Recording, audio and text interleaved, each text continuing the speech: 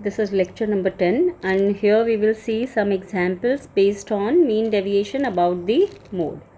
So ये भी बिल्कुल सिमिलर है जैसे हमने mean deviation about the median calculate किया है लेक्चर नंबर 9 में। अगर किसी ने नहीं देखा है तो जाके पहले वो देख ले, क्योंकि वहाँ पर हमने जो मेथड वहाँ फॉलो किया था और mean deviation about the mean, mean deviation about the median, the same procedure we will follow for this, only the method is going to be change. सिर्फ कहाँ चेंज होगा, how we can calculate the mode, how we will calculate the median and mode.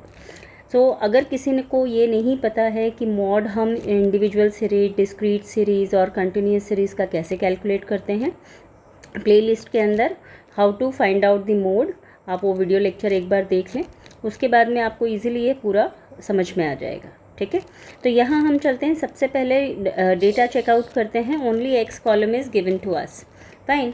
अब here we have to find mean deviation about the mode. तो mode calculate करना है।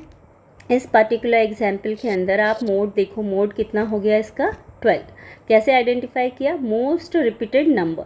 तो यहाँ देखो 12 का फ्रीक्वेंसी सबसे ज़्यादा है, मतलब 12 कितने टाइम अपीयर हुआ है, 3 टाइम्स।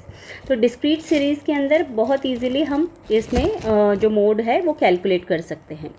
सिमिलरली जैसे हमने मीन के लिए कैलकुलेट किया था, बस मीन की वहाँ हमने कैलकुलेट किया था x माइनस एक्स बार, फाइन।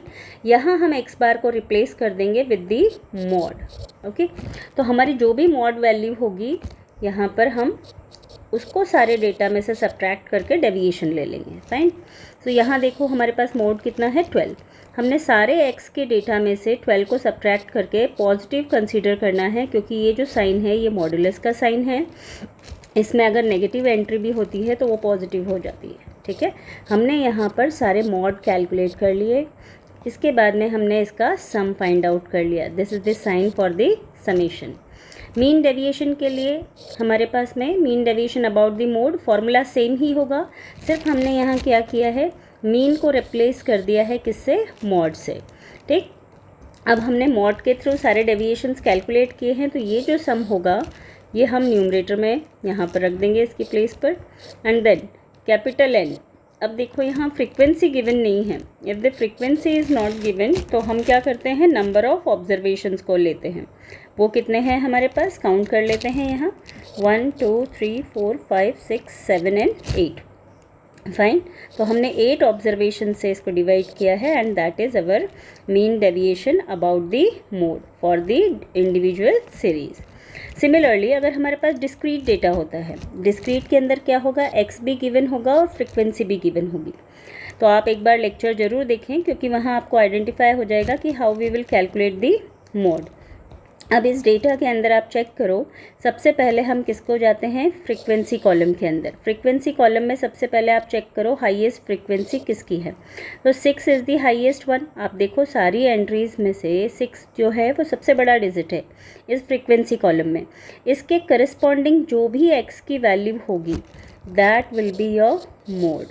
ये मेथड होता है मोड कैलकुलेट करने का डिस्क्रीट सीरीज़ के अंदर। ठीक है, अब सेम अगर हमारे पास मोड आ गया है तो अब हमें क्या करना है, x माइनस मोड कैलकुलेट करना है। तो हम किस में से माइनस करेंगे, बच्चे कंफ्यूज हो जाते हैं, f में से माइनस कर देते हैं। f में से नहीं, हमें किस में से माइनस करना है, x में से। माइनस करने के बाद हमने सारी एंट्रीज़ यहाँ ले ली।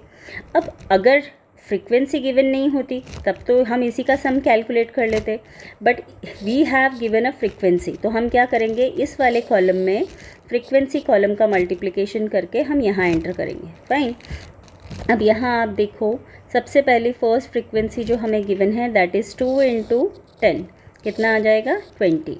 4 × 5 कितना आ गया हमारे पास, 20। 6 × 0 कितना आ जाएगा, 0। 3 × 5 कितना हो जाएगा, 15। एंड 1 × 10 हमारे पास में कितना हो जाएगा, 10। इसका सम कैलकुलेट कर लेंगे। फॉर्मूला क्या बन जाएगा यहाँ पर, mean deviation about the mode. Same formula pick करना है, सिर्फ हमें मीन की जगह पे किसको रख देना है, मॉड को। ठीक है, इस समेशन को रखते हैं, कितना है 65। सम ऑफ फ्रीक्वेंसी, भाई जब भी फ्रीक्वेंसी गिवन होगी डिनोमिनेटर में हमेशा बिना डाउट के आपको फ्रीक्वेंसी का सम ही डिनोमिनेटर में रखना है। ये कितना है 16, तो हमारे पास फाइनली ये आंसर आ गया। ठीक है। सेम ही हमें कंटिन्यूस सीरीज़ के अंदर करना है। कंटिन्यूस सीरीज़ के अंदर भाई मोड कैलकुलेट करने के लिए हम एक फॉर्मूला यूज़ करते हैं और उसके थ्रू हम लोग कैलकुलेट करेंगे इसका मोड। ओके, तो कंटिन्यूस सीरीज़ के लिए हमें क्या करना है, देखो इसका फॉर्मूला है, फॉर्मूले को आप इसमें अप्लाई करेंगे। अप्लाई करके first you need to calculate mode. अगर आपको नहीं आता है तो इसी प्लेलिस्ट के अंदर हाउ टू कैलकुलेट मोड वाला आप वीडियो एक बार देख लें। कंटिन्यूस सीरीज़ का मोड कैसे कैलकुलेट करना है, आप उसका मोड फाइंड आउट करेंगे। तो यहाँ पर मोड जो आपके पास में मॉडल क्लास निकल के आएगी दैट इज़ 20 to 30, और यहाँ पर जो मोड फाइंड होके आया है that is approximately 25। Fine. Now here, after calculating the mode, what we have to do, because it is an continuous data, so mean deviation about the mode, so we will use the formula summation f of mode x minus modulus upon summation of f। ठीक है। अब यहाँ पर हमें सबसे पहले तो x चाहिए, तो x के लिए हम क्या करेंगे, जो भी क्लास इंटरवल गिवन है इनके मिड पॉइंट्स कैलकुलेट कर लेंगे। आप देखो मिड पॉइंट्स, मेरे ख्याल से अब तक तो आपको आ गया होगा कैसे कैलकुलेट करना है। तो this one is your mid point and we will consider this one as an x। अब हम मॉड वैल्यू को इन सब में से सब्ट्रैक्ट करेंगे, तो आप देखो 20, 10, 0, 10 एंड 20। ठीक, इसे किससे मल्टीप्लाई करना है, फ्रीक्वेंसी से। तो मैंने यहाँ फ्रीक्वेंसी मेंशन की हुई है। मल्टीप्लाई करने के बाद में समीशन हमें कितना आ गया, 230। ठीक, 230 divided by sum of all the frequency, सारी फ्रीक्वेंसी का सम कर लीजिए कितना आ रहा है हमारे पास में। तो यहाँ देखिए 12 + 6 18, 18 + 2 20, 20 plus this one that is going to be 30। Fine. अब जैसे हमारे पास में ये आया, जो हमारे पास फाइनली रिजल्ट आएगा that will be our mode. तो यहाँ हमारे पास मॉड वैल्यू कितनी आ जाएगी, 7.67। जब हम इसको कैलकुलेट करेंगे so that will be 7.67. So that is our final answer. That's all for today's lecture. Thank you.